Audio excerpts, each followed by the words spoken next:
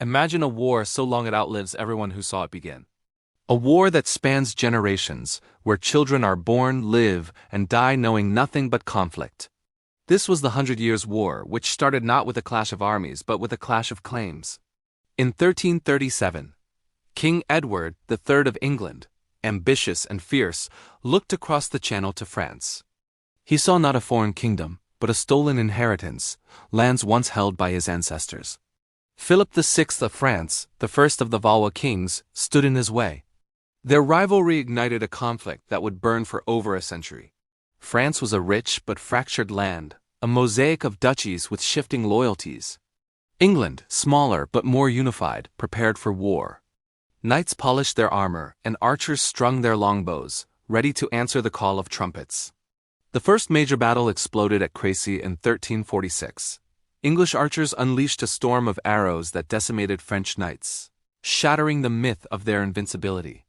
2 years later, the strategic port of Calais fell to England after a brutal siege, a wound France would carry for decades. But the war was not a continuous march. It would flare up, then fade, only to return with renewed fury. Then an even greater horror arrived. In 1348, the Black Death swept across Europe, killing millions from peasants to kings. The armies themselves paused, not for peace, but in sheer terror of the plague.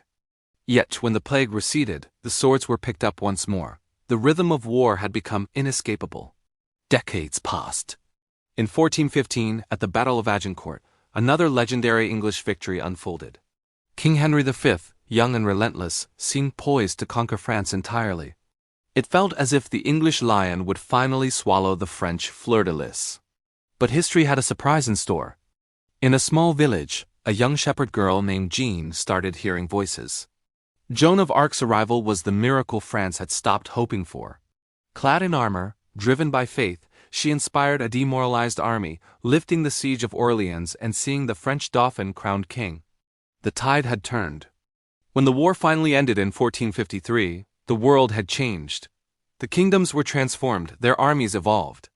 The Hundred Years' War was not a single conflict, but a chain of devastating storms. Yet from these ruins, modern nations were forged. France emerged unified and stronger, while England was set on a new course. It was a century of bloodshed and endurance that proved sometimes. History is not carried forward by peace, but by the sheer will of those who refuse to surrender, no matter how long the night.